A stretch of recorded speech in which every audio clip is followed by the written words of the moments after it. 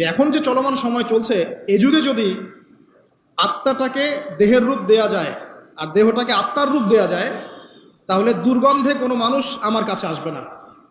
আমি বুঝাতে পারিনি মনে হয়। আমাদের সুন্দর দেহটাকে যদি আত্মা বানিয়ে দেওয়া হয় আর আমাদের কুৎসিত আত্মাটাকে যদি দেহ বানিয়ে দেওয়া হয়, এত বিভৎস দেখাবে, সামনে কেউ যাবে না। তো যেটা বলছিলাম, ধর্ম মুসলিমদের মধ্যেই ফাসাদ চলছে, ইকোনমিক সেক্টরে ফাসাদ, রিবা, দুর্নীতি, সুদ, ঘুষ, কমন, এগুলো সবাই করছে। মুহাম্মদ সাল্লাল্লাহু আলাইহি ওয়াসাল্লামের উম্মত কিন্তু আমরা কিন্তু আল্লাহর সেই বান্দা যাদের পিতাকে আল্লাহ পাক ফেরেশতাদের সামনে সেজদা করিয়েছেন জ্ঞানের কারণে। সমাজের ক্ষেত্রে যান, দেখবেন সমাজের কাঠামোগুলো ভেঙে পড়ছে। প্রতিবেশী কে থাকে সেটাও মানুষ এখন জানে না, যে আমার পাশের পাশে আছেটা কে। একজন আরেকজনের উপকার করা, কাউকে ছাড় দেয়া দিন দিন কমে যাচ্ছে। দেখবেন কারো উপকার করা এটাকে মানুষ বিরক্তি মনে করছে। রাস্তাঘাটে চলবেন, কেউ ছাড় দিতে রাজি নয়। যে আপনার আগে যেতে পারবে সে সফল, ভাবখানা, কেউ ছাড় দিতে রাজি নয়। রাস্তার নিচু থেকে উঁচু শ্রেণী পর্যন্ত কেউ অন্যের স্বার্থে নিজের স্বার্থ বিসর্জন দিব, ছাড় দিব, এটা চিন্তা করা যাচ্ছে না। সমাজের কাঠামো কিন্তু ভেঙে গেছে। রাস্তাঘাটে দেখবেন বেপরদামি, প্রিমিক্সিং, জেনা, অশ্লীল মুভিজ। সমাজের কাঠামো বলে কিছু নাই এখন, যা আছে একটা খোলস, ভিতর থেকে এটা পুরো পচে গেছে। কিন্তু পচলো কার কারণে? আমার কারণেই তো, আমার আপনার কারণেই পচেছে। তো কিভাবে হচ্ছে আমি সেদিকে যাচ্ছি। আজকের লেকচারের এটা সবচেয়ে মূল জায়গা। সেটা হচ্ছে আল্লাহ পাক আমাদেরকে স্ব পরিবার দিয়েছেন, তাই নাই? এবং এই পরিবারটা হচ্ছে একটা সমাজের গঠন একক। আমরা পড়েছি না, গঠন একক। একটা জিনিস, একটা কোষ, তার মধ্যে গঠন একক আছে না, অণু পরমাণু আছে না। সমাজ হচ্ছে, সমাজের অণু বা পরমাণু হচ্ছে পরিবার।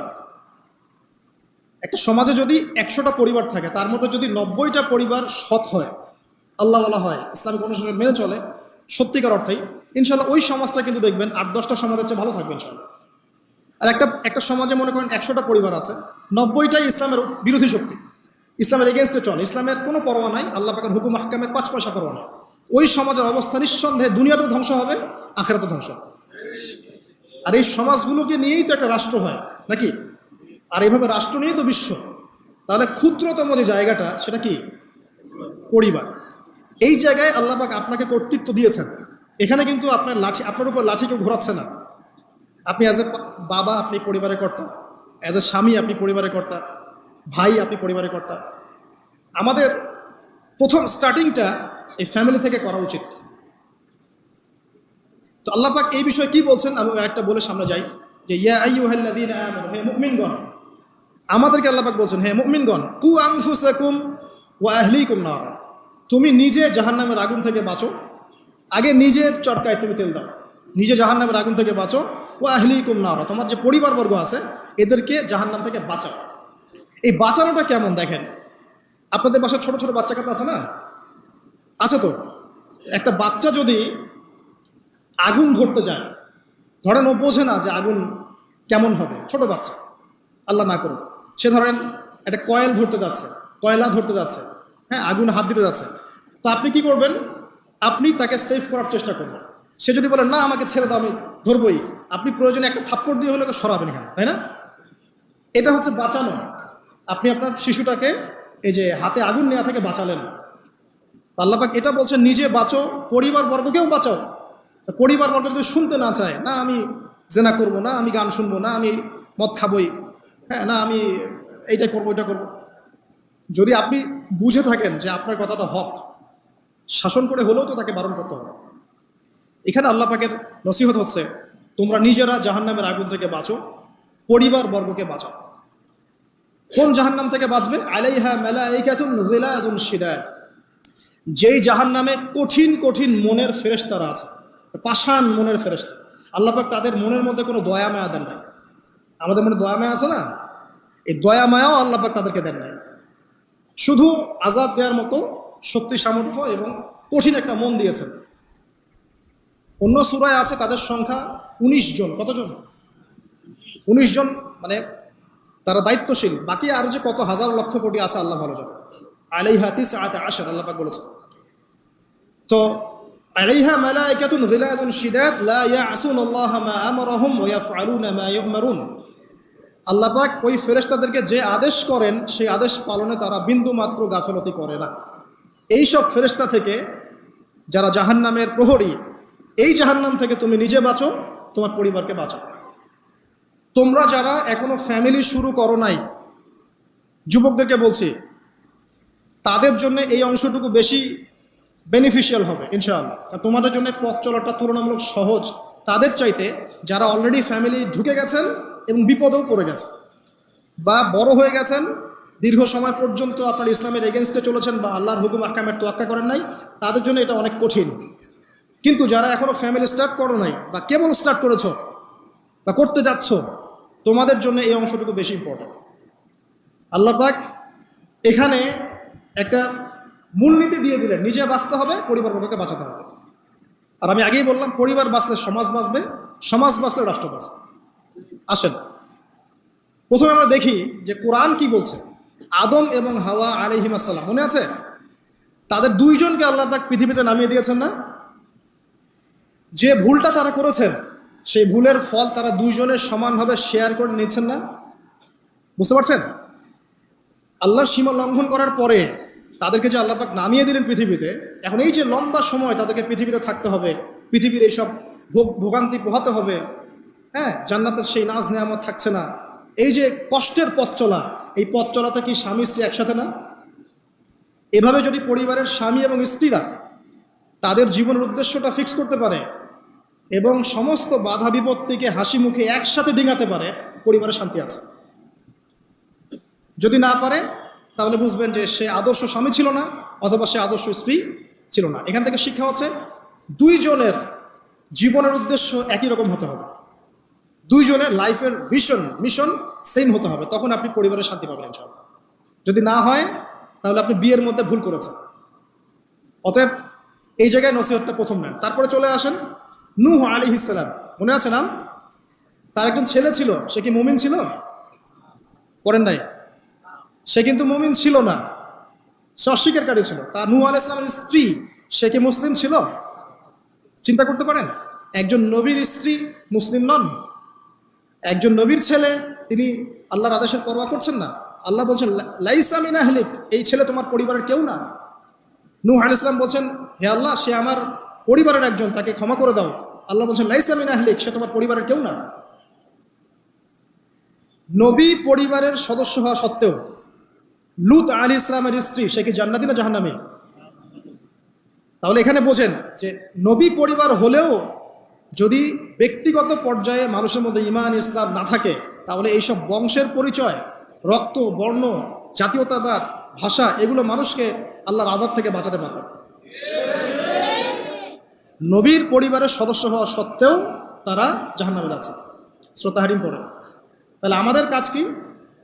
নিজের চটকাটা তেল দেওয়া ভালো করে। আমি কত বড় আলেমের ছেলে, আমি কত বড় দায়ীর স্ত্রী, আমি কত বড় মানে মুফাসসির মুহাদ্দিসের সন্তান, ভাই, এসবের কোনো মূল্য নাই। নিজে আমি ভালো কিনা, নিজে প্রকৃত মুসলিম মুমিন কিনা, এটার মূল্য আছে। এই কারণেই হয়তো আমাদের নবী সাল্লাল্লাহু আলাইহি ওয়াসাল্লাম তার মেয়ে ফাতিমা রাদিয়াল্লাহু আনহাকে বলছেন, হে ফাতিমা, হে আমার কলিজার টুকরা মেয়ে, হে আমার কলিজার টুকরা মেয়ে, তুমি শোনো, পৃথিবীতে আমার কাছে যা চাওয়ার তুমি চেয়ে নাও, পরকালে আমি তোমার কোনো হেল্প করতে পারছি না। অথচ আমরা জানি নবী সাল্লাল্লাহু আলাইহি ওয়াসাল্লাম সবার জন্য কি করবেন? সুপারিশ করবেন, সেটা অন্য বিষয়। তোমাকে তোমার হিসাব একাই দিতে হবে, নবী সাল্লাল্লাহু আলাইহি ওয়াসাল্লাম এটা বলছেন। একদিন তিনি বাসায় ঢুকলেন, দেখছেন আয়েশা রাদিয়াল্লাহু আনহা কান্নাকাটি করছে। আয়েশা, আর বলে রাখি, আয়েশা রাদিয়াল্লাহু আনহা সম্পর্কে আমাদের নবীজি বলেছেন, তাকে প্রশ্ন করা হচ্ছে, আপনি পৃথিবীতে সবচেয়ে বেশি কাকে ভালোবাসেন? তিনি বলছেন আয়েশাকে। তারপরে কাকে ভালোবাসেন? আবু বকর। তারপর কাকে ভালোবাসেন? ওমর। কথা বুঝতে পারছেন?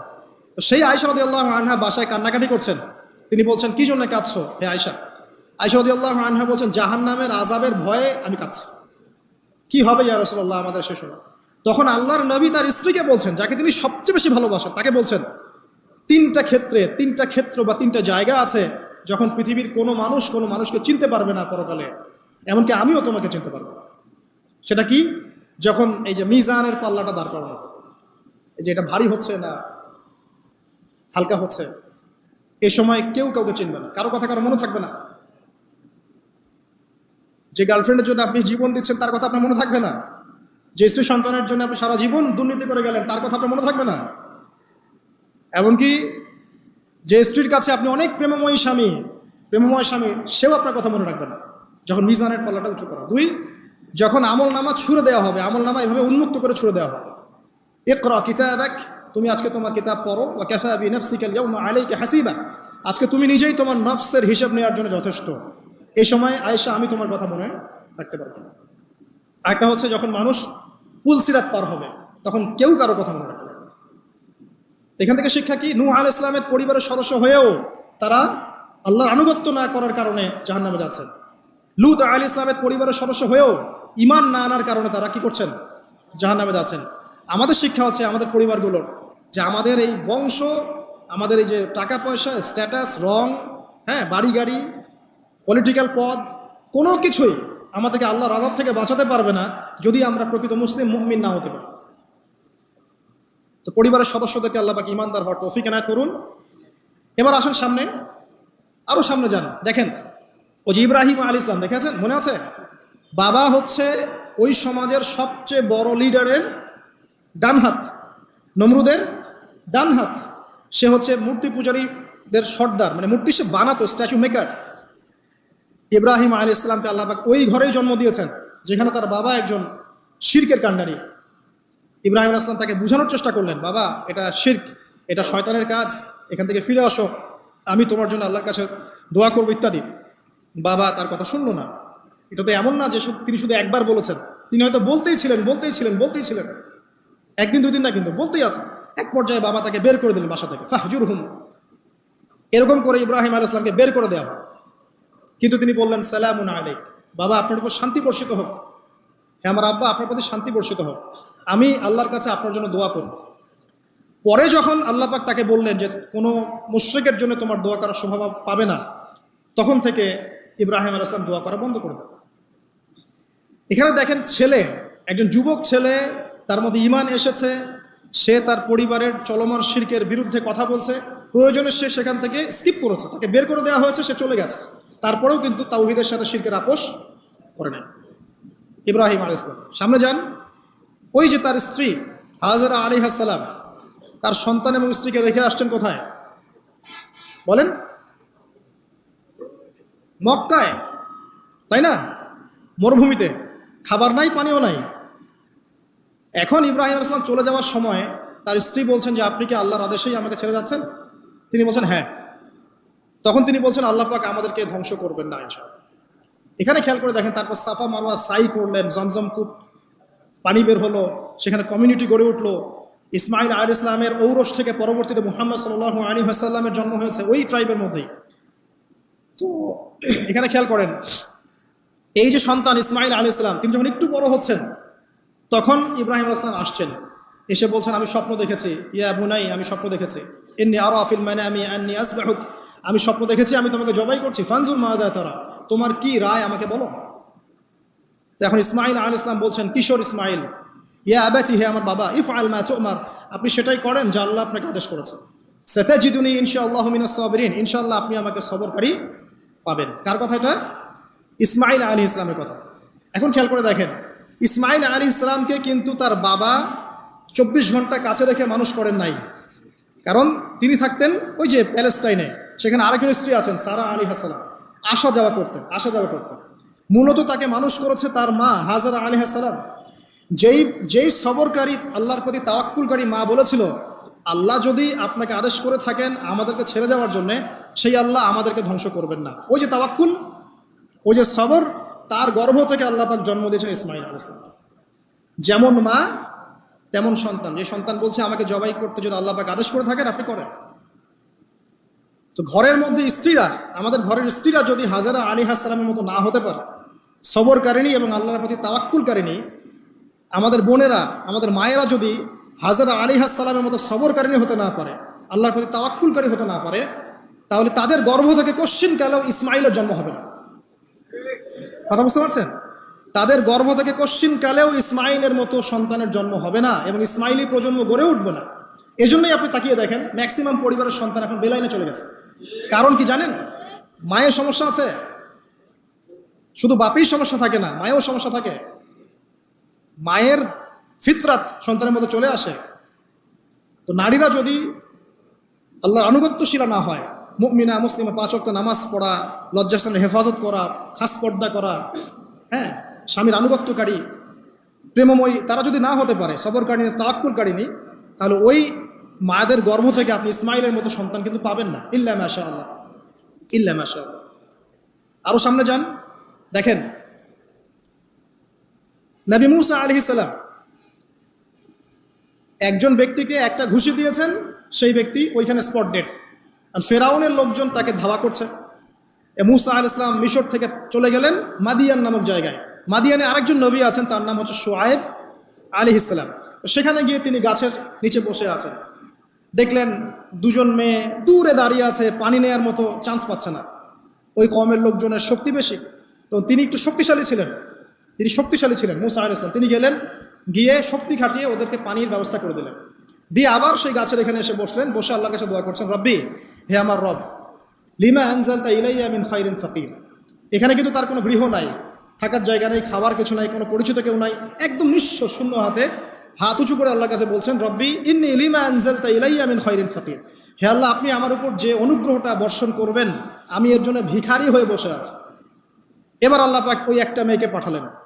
ওই মেয়েটা আসলো লাজুক ভঙ্গিতে, লজ্জাশীলতা, চোখ নিচু করে।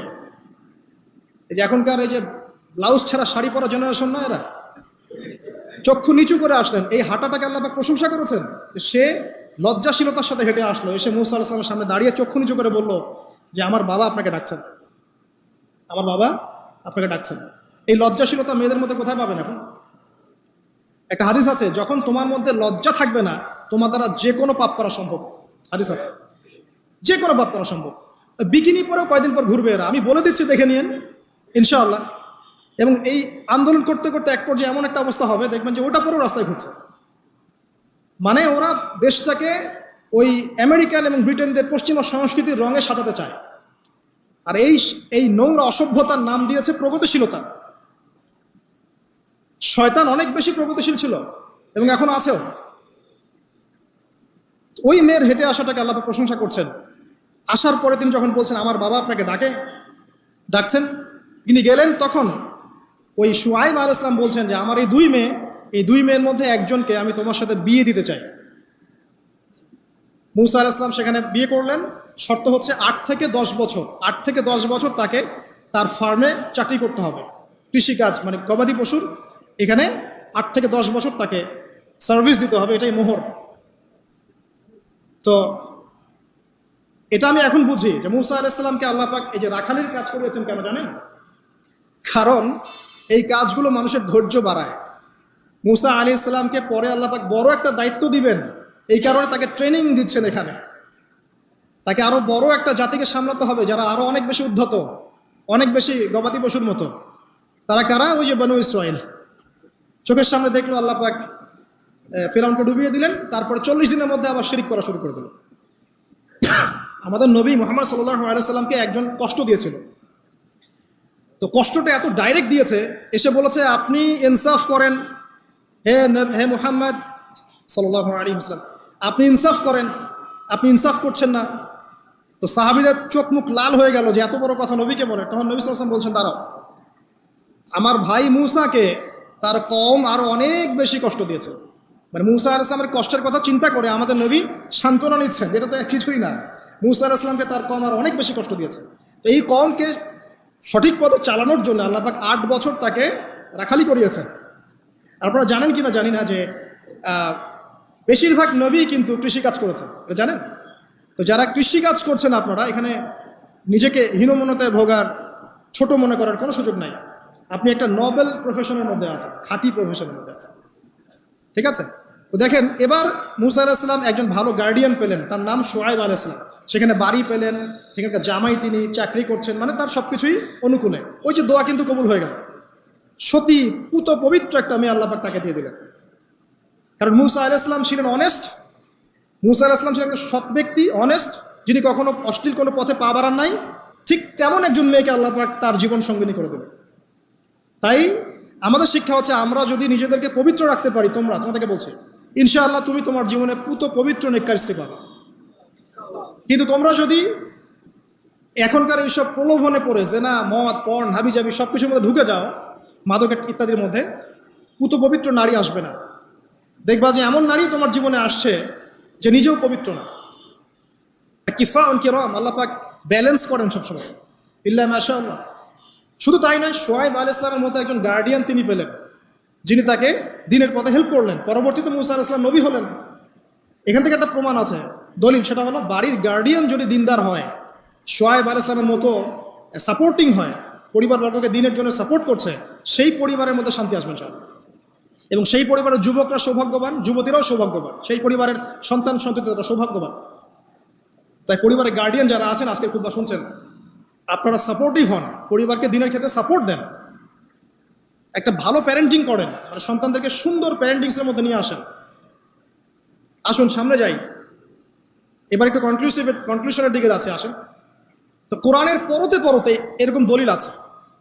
আরও দেখবেন, ইয়াকুব আলাইহিস সালাম মৃত্যুবরণ করছেন, সন্তানদেরকে ডেকে বলছেন যে আমার পরে তোমরা কার ইবাদত করবে। মানে তিনি কনসিয়াস যে আমার পরে বাচ্চা কাচ্চারা আবার যেন বিভ্রান্ত হয়ে না যায়, তোমরা কার ইবাদত করবে, ডেকে বলছেন। আর আমরা ওই সময় ডেকে বলতাম যে আমার ব্যাংকেরে 10 কোটি টাকা আছে, 1 কোটি ওকে দিস, 1 কোটি ওকে দিস, হ্যাঁ আমার জমি জমা এগুলা আছে, ওকে এটা দিস, ওকে এটা দিস। উনি ডেকে বলছেন তোমরা আমার পর কার ইবাদত করবে। সন্তানরা বলছে আমরা এক আল্লাহর ইবাদত করব, যার ইবাদত আপনি করেছেন, আপনার পিতাও করেছেন। সচেতন গার্ডিয়ান। সামনে যান, আপনি দেখবেন ইউসুফ আলাইহিস সালাম, যিনি যে জেলখানায় বন্দী হলেন, পরে মিশরের খাদ্যমন্ত্রীর দায়িত্ব পেলেন, তার বাবা ইয়াকুব আলাইহিস সালাম কাঁদতে কাঁদতে চোখ অন্ধ হয়ে গেল। দেখেন, যখন ইউসুফ আলাইহিস সালাম তার ভাইদেরকে বললেন এই যে রুমালটা, এই রুমালটা নিয়ে যাও, আমার বাবার চোখের উপরে দিবে, ইনশাল্লাহ সে দৃষ্টিশক্তি ফিরে পাবে। এটা পড়েন নাই মনে হয়, সূরা ইউসুফের মধ্যে আছে। এই রুমালটা যখন আমার বাবার চোখের উপর দিবে, তখন সে তার দৃষ্টিশক্তি ফিরে পাবে। তখন ওই রুমালটা যখন তারা বহন করে নিয়ে আসছেন, অন্ধ ইয়াকুব আলাইহিস সালাম তিনি বলছেন যে আমি দূর থেকেই ইউসুফের গন্ধ পাচ্ছি। সূরা ইউসুফ আর জুলাইখার প্রেম কাহিনী নয়। সূরা ইউসুফ হচ্ছে তার পিতা ইয়াকুব আলাইহিস সালাম এবং এই যে তার ছেলে ইউসুফ আলাইহিস সালাম, তাদের মধ্যে ভালোবাসার কাহিনী। এটা ভালো করে পড়েন, ভালো করে বুঝবেন। এখানে পিতার সন্তানের ভালোবাসাকে বোঝানো হয়েছে। এত ভালোবাসেন তিনি সন্তানকে। এখান থেকে শিক্ষা কি? শিক্ষা হচ্ছে পিতাদেরকে, সন্তানদেরকে ভালোবাসতে হবে, আদর করতে হবে, কাছে থেকে বোঝাতে হবে। সবসময় শাসনের লাঠি ঘোরানো যাবে না। সন্তান যদি হোঁচট খায়, তার হাতটা ধরতে হবে, ধরে বলবে বাবা কি হয়েছে, আমি তো তোমার সাথে আছি। মা কি হয়েছে, হতাশ কেন হচ্ছে, আমি তোমার সাথে আছি। একটা রেজাল্ট খারাপ হচ্ছে তো কি হয়েছে, আমি তোমার সাথে আছি। বাবা নামাজ পড়ো, বাবা কোরআন তেলাওয়াত করো, আল্লাহকে ডাকো, আল্লাহ তোমার সাথে আছে। ওকে কনফিডেন্স দিতে হবে। যখন পিছন থেকে সন্তানরা কনফিডেন্স পাবে, এই সন্তানরা বড় হয়ে আত্মবিশ্বাসী হবে। আর পিছন থেকে যখন আপনি তাকে সবসময় শাসন করতে থাকবেন, জুলুম করতে থাকবেন, এ বড় হয়ে আপনাকে বৃদ্ধাশ্রমে পাঠাবে না তো কোথায় পাঠাবে? সন্তানকে ভালোবাসতে হবে। এটা বলে রাখি, এখানে দেশে আবার 30টা বৃদ্ধাশ্রমও আছে। ইসলামে বৃদ্ধাশ্রমের কোনো জায়গা নাই। আর এখন আমি চলমান একটা পত্রিকা রিপোর্ট দেখলাম গুগলে, নাম করা পত্রিকা, নাম বলছি না। তারা বলছে এখন বৃদ্ধাশ্রম সময়ের দাবি। বৃদ্ধাশ্রম এখন সময়ের দাবি, নাউজুবিল্লাহ। আর ইসলাম বলছে সবচেয়ে সেরা অধিকার দিবে মাকে, তারপরে মাকে, তারপরে মাকে, তারপর বাবাকে। মায়ের পায়ের নিচে জান্নাত, বাবার সন্তুষ্টিতে আল্লাহর সন্তুষ্টি, এগুলো ইসলাম বলছে। আর এখনকার সভ্যতা আমাদেরকে বলছে যে বৃদ্ধাশ্রম এখন সময়ের দাবি। ইউসুফ আলাইহিস সালামকে যেভাবে ভালোবাসতেন তার বাবা, সন্তানকে ভালোবাসুন। আমাদের নবী মুহাম্মদ সাল্লাল্লাহু আলাইহি সাল্লাম মানুষকে যত ভালোবাসতেন, এর কারণ কি জানেন? ছোটবেলা থেকেই তাকে খুব ভালোবাসা দিয়ে মানুষ করা হয়েছে। তার মা তাকে ভালোবাসতেন, তার দুধ মা তাকে ভালোবাসতেন, তার দাদা আব্দুল মুত্তালিব তাকে সাথে করে নিয়ে ঘুরতেন, কাবার সামনে বসাতেন, বসিয়ে বলতেন তার নাম হচ্ছে মুহাম্মদ, প্রশংসিত। এই নামটা তখন আরবে কেউ রাখতো না। আমার এই নাতি, আমার এই ছেলের ছেলে ইনশাআল্লাহ এ বড় হয়ে নেতা হবে, এই কথা বলতেন। তাকে আত্মবিশ্বাস দিতেন। এমনকি তার দাদার ইন্তেকালের পর তার চাচা আবু তালেব মুসলিম না হয়েও সুদীর্ঘ সময় পর্যন্ত ভাতিজাকে সাপোর্ট দিয়েছেন। এই সাপোর্ট দেয়, কনফিডেন্স, এগুলো খুব ইম্পর্টেন্ট। এগুলোর ঘাটতি যখন হবে, তখন এই যুব সমাজ পরিবারের সদস্যরা ফেড আপ হয়ে যাবে, মানসিক কষ্টে ভুগবে, মাদকের কাছে যাবে, অন্য একটা মেয়ের কাছে যাবে, পর্নে যাবে, আপনার মিউজিক্যাল ইনস্ট্রুমেন্টের কাছে যাবে। ঠিক আছে? আমরা শেষ করছি। তো এখান থেকে একটা শিক্ষা হচ্ছে যে আমাদের পরিবারের সদস্যদেরকে ভালোবাসা এবং তাদের প্রতি কনফিডেন্স দেয়া, তাদেরকে আল্লাহর পথে চলতে সাহায্য করা। ইনশাআল্লাহ দেখবেন যে তারা আপনাকে সম্মান করবে, আপনাকে একজন বন্ধু মনে করবে, যে না আমার পাশে কেউ আছে, আমি একা নই, এমনটা ফিল করবে। এটা খুব ইম্পর্টেন্ট। তো শেষ করার আগে এই যে কোরআনিক কিছু আমি জাস্ট এক্সাম্পল দিলাম, বিচ্ছিন্ন এক্সাম্পলস, যে কোরআনে এইভাবে আসছে। এছাড়া লোকমান আলাইহিস সালামের ঘটনায় আপনি পাবেন, সূরা লোকমানের মধ্যে সন্তানকে ডেকে কত নসিহত করছেন, বাবা শিরিক করো না, সৎ কাজে আদেশ করো, অসৎ কাজে নিষেধ করো, পিতামাতার খেদমত করো। আর আমরা বাচ্চাটাকে কি শেখাই? জমি জমা, বাড়ি গাড়ি, দাঁড়াতে হবে, চাকরি করতে হবে, এটা সেটা। আগে সন্তানকে শেখাচ্ছে বাবা আল্লাহকে চিনো, আল্লাহ বলে একজন আছে, তাকে চিনো আগে, তার সাথে কাউকে শরিক করো না। শিরকের শিক্ষা কোথায় এখন পরিবারের মধ্যে? তো কোরআনে এরকম অসংখ্য দলিল আছে। শেষ করার আগে আমি যেটা বলতে চাই যে আমাদেরকে কিছু কিছু বিষয় যদি আমরা এখনো যদি মেনে চলি, এই ভঙ্গুর সমাজ ব্যবস্থায়ও আদর্শ পরিবার ধরে রাখা ইনশাআল্লাহ সম্ভব। আমি সব কথা আজকে বলতে পারলাম না, ইনশাআল্লাহ আরেকদিন কথা হবে অন্য কোনো লেকচারে। যে প্রথমেই পরিবারের যে সদস্যরা আছেন তাদেরকে ইলম বা জ্ঞানের চর্চা করতে হবে। 2, পরিবারের তাওহীদ প্রতিষ্ঠা করতে হবে, নবী সাল্লাল্লাহু আলাইহি ওয়াসাল্লামের সুন্নত প্রতিষ্ঠা করতে হবে। এই দায়িত্বটা পরিবারের কর্তাদের, স্বামী না থাকলে স্ত্রী, মা, ভাই, পিতা, তাদের সবার দায়িত্ব এটা। পরিবারে তাওহীদ প্রতিষ্ঠা করা, সুন্নত প্রতিষ্ঠা করা। পরিবারে নামাজ থাকতে হবে, নামাজ 5 ওয়াক্ত নামাজ নাই পরিবার আদর্শ হবে না। পরিবারের সদস্যদেরকে দান সৎকার দিকে উৎসাহিত করতে হবে। যত দান করবে সম্পদ বাড়বে, যত দান করবে সম্পদ বাড়বে। দান কমিয়ে দিলে সম্পদ কমে আসবে। পরিবারের সদস্যদেরকে নৈতিকতা শিক্ষা দিতে হবে, মূল্যবোধ শেখাতে হবে, কালচার্ড হিসেবে গড়ে তুলতে হবে। তারা সামাজিক, তারা সবার পাশে দাঁড়াতে চায়, সমাজ কল্যাণমূলক কাজগুলোতে উৎসাহিত করতে হবে। পরিবারের সদস্যদেরকে বুস্ট আপ করতে হবে, পিছন থেকে তাদেরকে আত্মবিশ্বাস দিতে হবে যে আমরা আছি তোমার সাথে, তুমি তোমার প্রতিভা অনুযায়ী সামনে যাও। যার যেখানে প্রতিভা সেখানে তাকে আত্মবিশ্বাস দিতে হবে। হ্যাঁ তুমি লিখতে পারো, ভালো লিখো বাবা, তোমাকে টাকা পয়সার ফিকির করতে হবে না, তোমাকে জব ক্যারিয়ারের চিন্তা করতে হবে না, তোমাকে আল্লাহ পাক লেখার ক্ষমতা দিয়েছেন, লিখো, আল্লাহ ওখানেই রিজিক দেবেন ইনশাআল্লাহ। তুমি বলো, তোমাকে বলার ক্ষমতা আল্লাহ পাক দিয়েছেন, তুমি ভালো করে বলো। তুমি বিজ্ঞান ভালো পারো, বিজ্ঞান নিয়ে গবেষণা করো। তুমি ভালো খেলো, ভালো করে খেলো। মানে আপনাকে ওর প্রতিভা অনুযায়ী আপনাকে বুস্ট আপ করতে হবে, ইসলামিক রুলস মেনেই। 5 বাসায় পর্দার বিধান চালু করতে হবে যাদের মধ্যে নাই, এবং এটাকে শক্ত করে ধরতে হবে। এটা হেলায় ফেলা ছেড়ে দেওয়া যাবে না। বাসার মধ্যে অপসংস্কৃতি যেগুলো আছে, বাইরের কালচার যেগুলো ঢোকে, এগুলো রাস্তা বন্ধ করতে হবে। ইন্টারনেট সেকশনগুলোকে লিমিটেড করতে হবে। এবং যা দেখবেন সবাই একসাথে দেখবেন, ড্রয়িং রুমে বসে। স্মার্টফোন এতে অ্যাভেলেবেল করে দিবেন না। এমনও কান্ট্রি আছে 18 বছর না হলে কেউ ফোন ইউজ করতে পারে না, আর আমাদের জন্মের পর থেকেই ফোন। বাচ্চার ওই ফোনটা দেওয়া মানে তার মস্তিষ্ক ড্যামারেজ শেষ। দেখেন আপনি ফোনের কারণে যে কত পাপ করতেছে আল্লাহ। এবং ফোনকে আমরা এখন আর কন্ট্রোল করছি না, ফোনই আমাদেরকে কন্ট্রোল করছে। এইগুলো বন্ধ করতে হবে। বাসার সদস্যদের খাওয়া দাওয়ার দিকে ফোকাস করতে হবে, তারা কি খাচ্ছে, কেমন খাবার খাচ্ছে, ফ্রেশ ফুডের ব্যবস্থা করতে হবে। কালচার্ড কথা বলতে হবে, সুন্দর করে কথা বলতে হবে তাদের সাথে। ঝগড়াঝাটি এগুলো দেখে যখন তারা অভ্যস্ত হয়ে যাবে তখন তো নৈতিকতার অবক্ষয় ঘটবেই। আরও কিছু বিষয় আছে, যেমন পরিবারে হৃদ্যতা, ভালোবাসা পিতামাতার মধ্যে আছে কিনা, স্বামী স্ত্রীর মধ্যে আছে কিনা, এই বিষয়টা যেন ছোটদেরকে ইফেক্ট না করে খেয়াল রাখতে হবে। এভাবে যখন ইফেক্টিভ প্যারেন্টিং আসবে, পরিবার রিজিক হালাল, সলাত আছে, কোরআন আছে, জিকির আছে, তারা সমাজকল্যাণমূলক কাজ করছে, ইসলামিক কমিউনিটির মধ্যে আছে, হ্যাঁ সবার সাথে একটা হৃদ্যতাপূর্ণ সম্পর্ক আছে, তখন দেখবেন এই পরিবারের সন্তানরা ইনশাআল্লাহ পরবর্তীতে গিয়ে ভালো কিছু করবে ইনশাআল্লাহ। এই পরিবারের মেয়েরা ইনশাআল্লাহ শালীন হবে, এবং তারা যখন অন্য কোনো ঘরে যাবে ওই পরিবারও ঠিক থাকবে ইনশাআল্লাহ। তো দিনের জ্ঞান, আমল, হালাল রিজিক, সুন্দর প্যারেন্টিংস, এগুলোর মধ্য দিয়ে আমরা আদর্শ পরিবার গড়তে পারবো ইনশাআল্লাহ আজ্জা ওয়া জাল্লা। আল্লাহ পাক আমাদের সবাইকে তৌফিক এনায়েত করুন। আমি লেকচারটা এখানে শেষ করছি। তো শেষ করার আগে আমি জাস্ট একটা বই সাজেস্ট করবো আপনাদেরকে। আমার হাতে একটা বই আছে, ইনশাআল্লাহ পরবর্তীতে কোনো এক জুমায় বা কোনো একটা সেমিনারে ইনশাআল্লাহ শুধুমাত্র এই বইটার উপরে আমি আলাদা একটা স্বতন্ত্র লেকচার বা সেমিনারের আয়োজন করবো ইনশাআল্লাহ। বইটার নাম হচ্ছে প্যারেন্টিং, জাস্ট সন্তান প্রতিপালন। জাস্ট দেখাচ্ছি বইটা, জাস্ট সন্তান প্রতিপালন, প্যারেন্টিং।